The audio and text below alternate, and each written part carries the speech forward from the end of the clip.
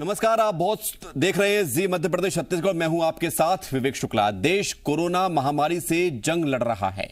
Virus के संक्रमण और बीमारी से अपनों को बचाने के लिए आम आदमी लड़ रहा है। ये एक बहुत बड़ी मानवीय त्रासदी है जिसका सामना मिलजुल कर ही किया जा सकता है। वक्त की इसी मांग ने कुछ लोगों को अपने पराये नफे नुकसान और स्वार्थ को छोड़कर कुछ बड़ा करने की प्रेरणा दी है। हमारे आपके आसपास ऐसे तमाम लोग हैं जो इंसानियत का फर्ज निभा रहे हैं, बिना लालच के दूसरों की जान बचाने में लगे हुए हैं। मुश्किलों के हर दौर में ऐसे लोगों ने मिसाल कायम की है। जी मीडिया ने हमेशा ऐसे लोगों के जोश, जुनून और जज्बे को सलाम किया है ताकि उनकी कहानी दुनिया के सामने आ सके, उनके जैसे तमाम कई लोगों को और बेहतर करने की प्रेरणा मिल सके। अपनी इसी परंपरा और विश्वास को कायम रखते हुए हम ऐसे योद्धाओं को सलाम कर रहे हैं।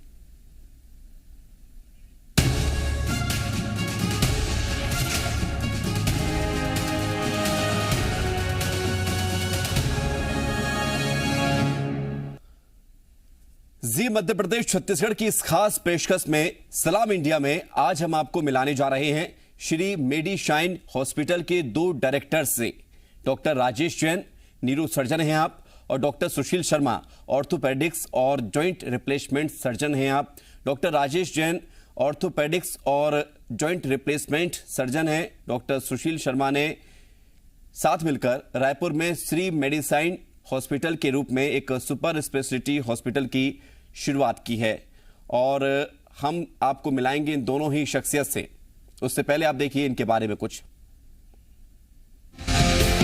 छत्तीसगढ़ राज्य की स्थापना के बाद से ही राज्य में चिकित्सा सुविधाएं लगातार बेहतर हो रही हैं, लेकिन इसके बावजूद करीब एक दशक तक ब्रेन, स्पाइन और जॉइंट रिप्लेसमेंट के इलाज के लिए यहाँ के लोगों को दूर मेट्रो सिटी का रुख करना पड़ता था।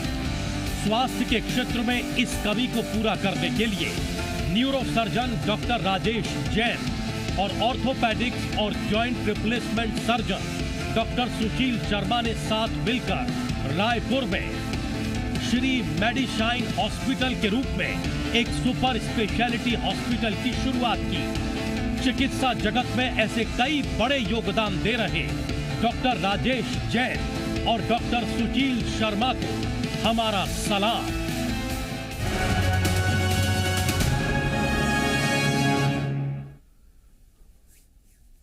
बिल्कुल, हम सलाम करते हैं डॉक्टर राजेश जैन जी का, डॉक्टर सुशील शर्मा जी का, जिनके योगदान से समाज में एक बड़ी सहूलियत है, लोगों को लाभ मिल पा रहा है, उन्हें इलाज मिल पा रहा है। और अब हम स्वागत करते हैं डॉक्टर राजेश जैन जी का और डॉक्टर सुशील शर्मा जी का। बहुत बहुत स्वागत है आपका जी मध्य प्रदेश छत्तीसगढ़ में इस खास कार्यक्रम में। डॉक्टर राजेश जैन जी और सुशील शर्मा जी, पहला सवाल डॉक्टर राजेश जैन जी आपसे। श्री मेडिशाइन हॉस्पिटल एक लंबा वक्त हो गया है, 10 सालों का ये सफर हो गया है। इन 10 सालों में आपने क्या कुछ पाया है, कैसे लोगों की सेवा की है, किससे आप कैसे देखते हैं इसको? सर, हम लोगों ने, मैं और डॉक्टर सुशील शर्मा ने मिलके मेडिशाइन हॉस्पिटल की स्थापना की थी जुलाई 2011 से, और उसके बाद से तत्परता से हम दोनों मिलके काम कर रहे हैं। कम से कम हमने 8 से 9 हज़ार ब्रेन और स्पाइन के ऑपरेशन कर चुके हैं, मैंने खुद जी, और हमारी पूरी न्यूरो सर्जरी की टीम ने। जॉइंट रिप्लेसमेंट सर्जरी हो चुकी है करीब 500 से 700, 500 से 600। और भी सारे डिपार्टमेंट हमारे हॉस्पिटल में, जैसे कि यूरोलॉजी है, नेफ्रोलॉजी है, गैस्ट्रोएंटरोलॉजी है, पीडियाट्रिक्स है, ऑब्स्टेट्रिक गैनिक है। तो हम लोगों ने तत्परता से 2011 से लगातार काम कर रहे हैं, और इस कोरोना काल में तो हम लोगों ने कम से कम 14 से 1450 मरीज का इलाज किया है। जी बिल्कुल, और निश्चित तौर पर आपका ये योगदान लोगों के लिए तो काम आया ही, लोगों की जान भी इससे बची है। क्योंकि कोविड काल में सभी डॉक्टर्स भगवान के रूप में, हालांकि उन्हें पहले से ही माना जाता था, लेकिन ये साबित भी हुआ है, लोगों ने इसको सहज स्वीकार भी किया है। डॉक्टर सुशील शर्मा जी, कोविड की दूसरी लहर में कई जगहों पर बेड्स, ऑक्सीजन, दवाइयों की बहुत समस्या रही है, तो फिर आपने इसे कैसे मैनेज किया, कैसे आपने लोगों तक इन सारे संसाधन को पहुंचाया? बात बिल्कुल सही है। ये दूसरी लहर काफ़ी डेंजरस थी, एक सुनामी था मैं कहूँगा। अचानक से केसेस बढ़ना चालू हुए। हम लोगों ने सोचा शायद ये नॉर्मल ही एक पैटर्न है। प्रिडिक्शन भी बहुत ज़्यादा नहीं हो पाया था एक ICMR लेवल पे, गवर्नमेंट के लेवल पे, तो तैयारियां बहुत ज़्यादा नहीं थी। लेकिन सडनली जैसे ही केसेस का इन्फ्लक्स हुआ, हम लोगों को एक थर्ड सेंस काम किया, हमारा सिक्स सेंस काम किया कि नहीं, हमको तुरंत इस चीज़ों को बहुत सीरियसली लेना है। हमने एक मीटिंग बुलाई, इमरजेंसी मीटिंग, हमारे सारे इंटेंसिविस्ट जो डॉक्टर हैं, डॉक्टर राजेश जैन, हम सब ने मिलकर एक स्ट्रेटेजी बनाई। जो सबसे पहले इंपॉर्टेंट था, बेड की अवेलेबिलिटी हॉस्पिटल में, सारे बेड्स तक ऑक्सीजन पहुंचाने की जिम्मेदारी। रातों रात हमने सारे जितने भी बेड हैं जिसमें ऑक्सीजन नहीं था, उसमें ऑक्सीजन हमने फिट कराया।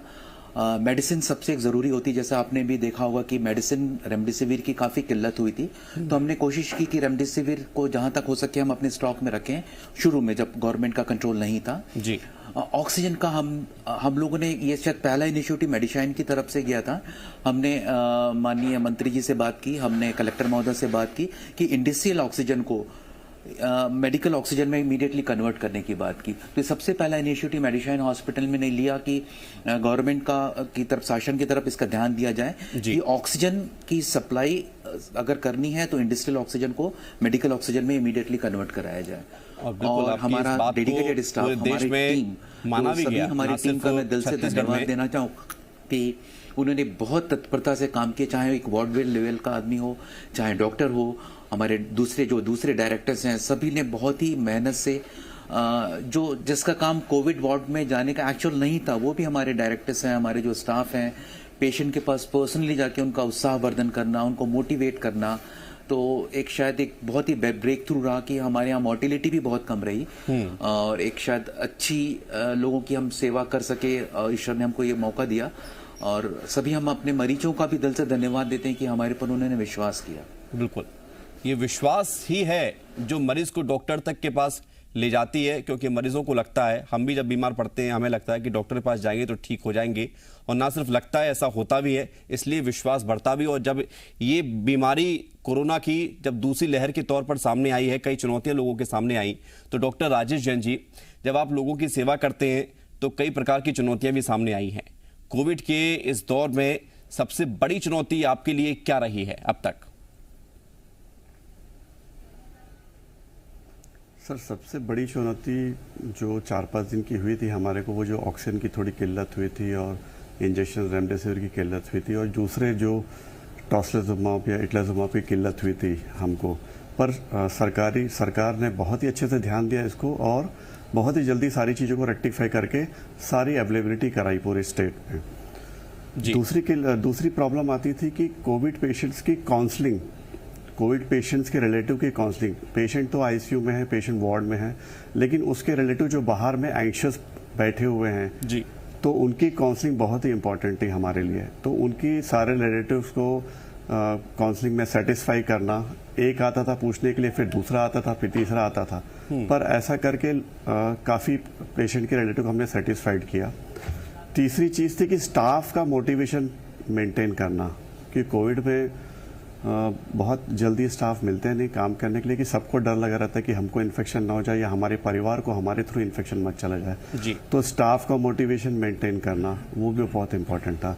तो ये 3 मेजर इश्यूज थे हमारे लिए। बिल्कुल, लेकिन पब्लिक की अगर बात की जाए, लोगों का भरोसा तो डॉक्टर्स पर रहता है, लेकिन उनकी सबसे बड़ी प्राथमिकता ये होती है कि उन्हें जल्द से जल्द इलाज मिले और जल्द से जल्द वो ठीक हो जाएं।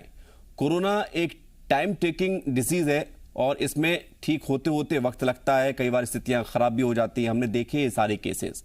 तब आपको लगा कि इस दौर में कि कुछ मुश्किलें सामने आ रही हैं, कैसे इसका सामना करें, कैसे लोगों को समझाएं, क्योंकि बीच में स्थिति काफी खराब हुई थी।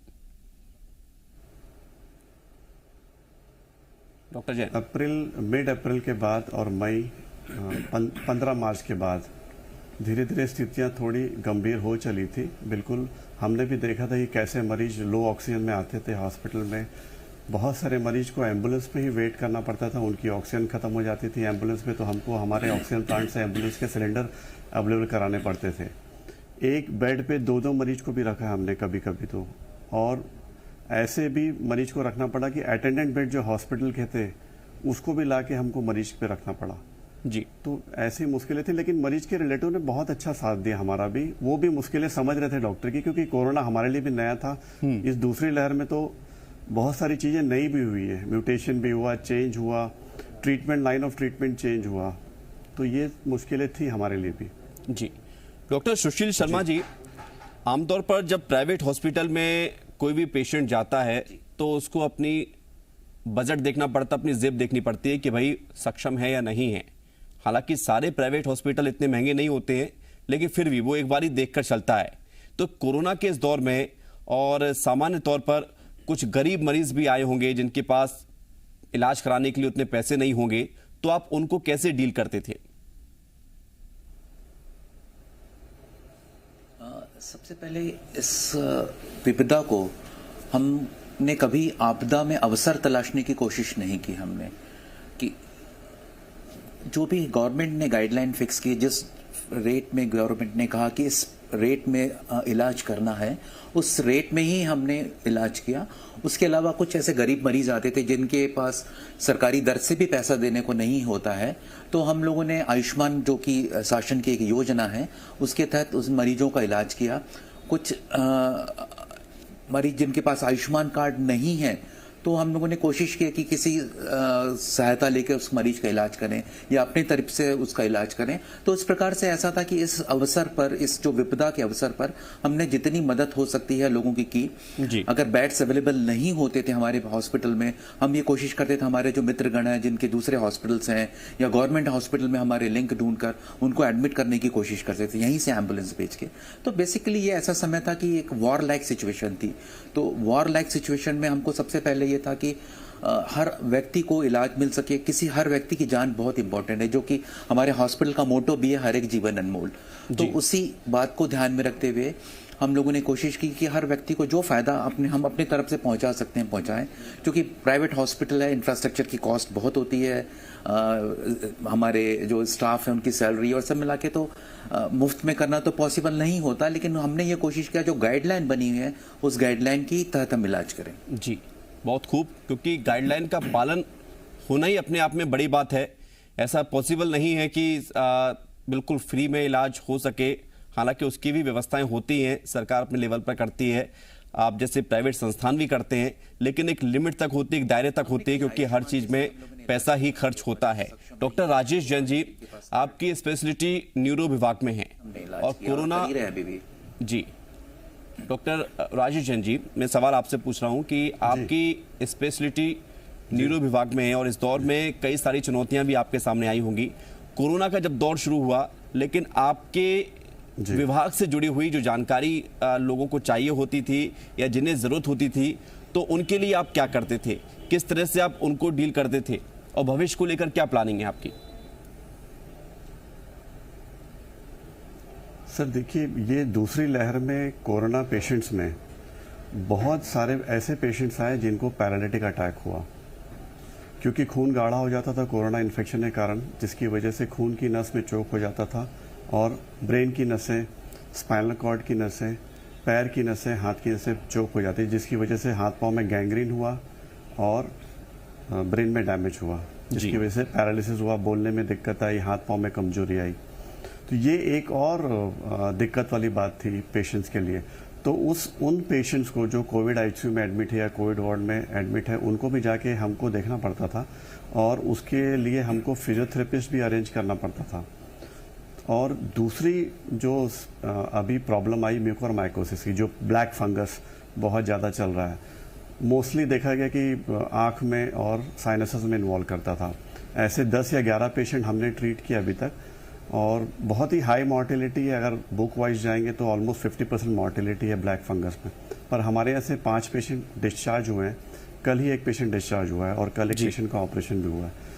तो न्यूरो सर्जरी के हिसाब से दूसरे पेशेंट्स तो कम थे, क्योंकि ट्रांसपोर्टेशन अवेलेबल नहीं था, लॉकडाउन चल रहा था, तो बहुत ट्रॉमा पेशेंट्स या हेड इंजरी, स्पाइन इंजरी के पेशेंट्स कम थे। तो हम लोगों ने अपने आप को इसी में इन्वॉल्व करके, मैं और डॉक्टर शर्मा ने दोनों ने अपने आप को अभी कोविड में इन्वॉल्व करके रखा था। जी बिल्कुल, इस वक्त ये ज़रूरत भी थी और आपने जिस तरह से ट्रांसफॉर्म किया अपने हॉस्पिटल को भी और खुद को भी दिमागी तौर पर कोविड के लिए प्रिपेयर किया, ये अपने आप में एक बड़ी बात है। डॉक्टर सुशील शर्मा जी, आप ऑर्थो और जॉइंट रिप्लेसमेंट के लिए जाने जाते हैं, आप इससे जुड़े हुए इलाज करते हैं। कोविड के चलते क्या इन मामलों में कुछ कमी देखी गई है या आपको लगा कि इस तरफ लोगों का ध्यान कम हुआ है? जैसे डॉक्टर जैन ने अभी कहा, क्योंकि ट्रांसपोर्टेशन कम था। बेसिकली जो ट्रॉमा है मेरी फील्ड या न्यूरो सर्जरी में, जो बेसिकली जो हमारा बल्क का पेशेंट होता है वो ट्रॉमा होता है, और सेकंड मेरा जो स्पेशलिटी है जॉइंट रिप्लेसमेंट। तो अनफॉर्चुनेटली मूवमेंट कम था, लोगों का ट्रांसपोर्टेशन नहीं था, तो काफ़ी शायद अच्छा हुआ कि एक्सीडेंट रेट काफ़ी कम हो गए। दूसरा एक इम्पैक्ट हमको देखने को मिला डायरेक्ट जो है अल्कोहल से, क्योंकि अल्कोहल भी बंद था, बाजार में उपलब्ध नहीं था, लोगों का अल्कोहल कंजप्शन कम था, तो भी शायद एक्सीडेंट की डर या जो भी उसके कारण वायलेंस होता है वो कम हुआ। तो ओवरऑल मैं तो सोचूंगा, देखूंगा कि शायद ये एक बहुत अच्छा इम्पैक्ट था सोसाइटी के लिए। ठीक है, कोविड से की महामारी से लोग जूझ रहे थे, साथ साथ अगर उनको कुछ या दूसरी तकलीफ होती तो और ज़्यादा उन्हें फाइनेंशियल या दूसरे प्रकार के लॉसेस होते। तो उस प्रोस्पेक्ट में मैं कहूँ तो बहुत जनता के लिए बहुत अच्छा हुआ, ट्रांसपोर्टेशन नहीं हुआ, एक्सीडेंट कम हुए। और जहाँ तक प्लांट सर्जरी का सवाल है, लोग हॉस्पिटल आने में थोड़ा सा घबरा रहे थे, तो जो भी प्लांट सर्जरी है, इवन हम लोगों ने डिसाइड किया, क्योंकि ये टाइम है इमरजेंसी का, तो जो भी हमारी प्लांट सर्जरीज थी, डॉक्टर राजेश जैन की स्पाइन सर्जरी जो प्लान थी, ब्रेन ट्यूमर प्लान थे, मेरे जॉइंट रिप्लेसमेंट जो हमारे पाइपलाइन में थे, सब हमने रोक दिया। कि सबसे इंपॉर्टेंट है अभी ऑक्सीजन या स्टाफ को हम मोटिवेट करें, मोबिलाइज करें कोविड पेशेंट की केयर में। तो हमने अपने प्लांट सर्जरी सारी बंद कर दी। अब धीरे पेशेंट आना चालू हो गए, ब्रेन ट्यूमर हो रहे हैं, जॉइंट रिप्लेसमेंट हम लोगों ने फिर से चालू कर दिया है। तो एक समय के साथ जो डिमांड थी, समय की जो मांग थी, उसके अनुरूप हमने काम करके अपने आप को ढाला, अपने स्टाफ को ढाला, और लोगों को जिस प्रकार से हम सर्व कर सकते हैं वो हम लोगों ने किया। डॉक्टर सुशील शर्मा जी, एक बड़ा कॉमन क्वेश्चन जो लोगों के मन में भी है, इस दौरान कोरोना के इस दौर में लोगों को जॉइंट्स पेन होने लगे हैं। कई लोगों की शिकायतें आई हैं, किसी की उंगली में दर्द, किसी के घुटनों में दर्द, किसी के हाथों में दर्द, और वो दर्द अलग अलग जगह बदलते रहते हैं, किसी की पसलियों में दर्द। तो ये क्या कोरोना के इफेक्ट्स थे या कुछ और था जिसके चलते बड़ी संख्या में लोग इस तरह के दर्द का सामना करते रहे? डेफिनेटली देखिए, कोई भी वायरल इलनेस होती है, आप साधारण अगर फील करते होंगे, कभी आपको वायरल इलनेस हुई होगी या किसी दर्शक को हुई होगी, तो महसूस कर सकता है जब भी वायरस इलनेस होती है तो माइल्जिया और अर्थैल्जिया, मतलब मांसपेशियों में तकलीफ और जोड़ों में तकलीफ, ये एक उसका वायरस इन्फेक्शन का एक साइड इफेक्ट है। तो कोविड भी, कोरोना भी एक वायरस है, तो उसका एक साइड इफेक्ट, प्लस अगर जो पेशेंट हॉस्पिटलाइज हुए हैं, लंबे समय तक हॉस्पिटलाइज हुए हैं, उनको स्टेरॉइड चली है, उनको दूसरी मेडिसिन चली है, वो बेड रिडन रहे हैं बहुत लंबे समय तक, मोबिलिटी इफेक्ट हुई है, न्यूट्रिशन इफेक्ट हुआ है, तो सबका एक मिक्स्ड इफेक्ट जो हुआ है, उनके जॉइंट पेन या मसल पेन, डिफरेंट जगह पे पेन होना, ये हुआ है। बिल्कुल, उसका कारण भी रहा है। प्रोस्पेक्ट को हमको कैसे डील करना है भी एक बहुत बड़ा, एक post Covid complication, post Covid syndrome एक बहुत बड़ा चैप्टर हो चुका है। और इसका असर भी ऐसी बीमारियां जो पहली वेव में देखने को नहीं मिली थी, पोस्ट कोविड के बाद कई सारी दिक्कतें भी लोगों को हुई हैं। डॉक्टर राजेश जैन जी, सवाल मेरा आपसे रहेगा, चूंकि न्यूरो सर्जन के तौर पर आप लोगों की सेवा करते हैं, समाज में अपना योगदान देते हैं, लेकिन अभी आगे के लिए आपने क्या सोचा है? क्योंकि कोरोना की तीसरी लहर भी आने वाली है, तो कुछ प्लानिंग चल रही है कि कैसे आप और लोगों तक ज़्यादा से ज़्यादा मदद पहुंचा सकें, उनके काम आ सकें, इसको लेकर कुछ प्लानिंग? जी, तीसरी लहर के लिए हम लोगों ने अभी तैयारी की। जितने भी बेड्स हमारे जो ऑक्सीजन वाले नहीं थे, उनको हमने 3 दिन पहले ही ऑक्सीजन वाले बेड में कन्वर्ट कर दिया है। दूसरा, स्टाफ का मोटिवेशन मेंटेन करने के लिए हम लोगों ने उनको अवार्ड देना चालू किया जो कोविड में अच्छा काम किया। कोई भी निचले से निचला स्टाफ हो, चाहे स्वीपर हो, चाहे वार्ड बॉय, वार्ड गर्ल, आया भाई हो, या डॉक्टर्स को तो इंसेंटिव दे ही रहे हैं हम लोग कोविड में जी। तो उनका मोटिवेशन बना के रखते हैं। दूसरा, उनको कोई खाने पीने की किल्लत नहीं होने देते हैं। और दवाइयों की तैयारी पूरी हमारी तरफ से है, और शासन से भी ये है कि वैक्सीनेशन को बहुत तेज़ी से किया जाए, ताकि तीसरी लहर में जो 18 से 45 वाले इफेक्ट होंगे वो कम इफेक्ट हो। बिल्कुल। और सर, हमने ये भी जाना है कि आसपास के राज्यों से भी बड़ी संख्या में मरीज आते हैं आपके पास। जी राजेश जैन जी। जी बिल्कुल, इस बार हम लोगों ने दूसरे राज्य के मरीज को भी कैटर किया है, खासकर उड़ीसा के पेशेंट हैं, कुछ नियर बाई महाराष्ट्र के जो बॉर्डर है वहां के पेशेंट भी हमारे हॉस्पिटल में आए हैं, कुछ पेशेंट तो यूपी से आए हैं, कुछ बॉम्बे से आए हैं। तो शायद हमारे जो ट्रीटेड पेशेंट हैं वो ठीक होके गए तो अपने relative mouth to mouth publicity जो होती है, तो we have patient from across the India. तो शायद हमारे लिए बिल्कुल कोशिश यही होनी चाहिए कि अगर आप लोगों के लिए काम कर रहे हैं तो लोगों को उससे फायदा मिले और इसलिए दूसरे लोग उससे लाभान्वित भी हों। बहुत बहुत शुक्रिया आपका डॉक्टर राजेश जैन जी, डॉक्टर सुशील शर्मा जी, आप हमारे साथ जुड़े और हमारा मकसद था कि आपने जो समाज के लिए काम किया, जो समाज के लिए योगदान दिया, वो लोगों तक पहुंचे, क्योंकि कोरोना काल में गरीबों के मददगार बनने वालों का कर्ज समाज कभी नहीं उतार सकेगा। लेकिन हम इनका सम्मान करके, आप जैसे लोगों का सम्मान करके, हम दूसरे लोगों की मदद करना चाहते हैं ताकि वो प्रेरणा आपसे ले सके। और इसलिए जी मीडिया ऐसे योद्धाओं को सलाम करता है। आपको भी हम धन्यवाद करते हैं, सलाम करते हैं, बधाई देते हैं। और कोशिश यही है कि आप जिस तरह से अभी लगातार लगे हुए हैं, डॉक्टर राजेश जैन जी, डॉक्टर सुशील शर्मा जी, आप लगातार इसी तरह समाज के लिए काम करते रहें, सेवा भाव से जुटे रहें। आपके हॉस्पिटल श्री मेडिशाइन में लगातार लोग जो पहुंचते हैं उनको वो सही इलाज, समय पर इलाज जो अब तक आप देते रहे, आगे भी मिलता रहे। बहुत बहुत धन्यवाद आपका डॉक्टर राजेश जैन जी, डॉक्टर सुशील शर्मा जी, जी मीडिया से बातचीत में। और सलाम इंडिया में इतना ही, छोटा सा ब्रेक है, जल्द लौटते हैं।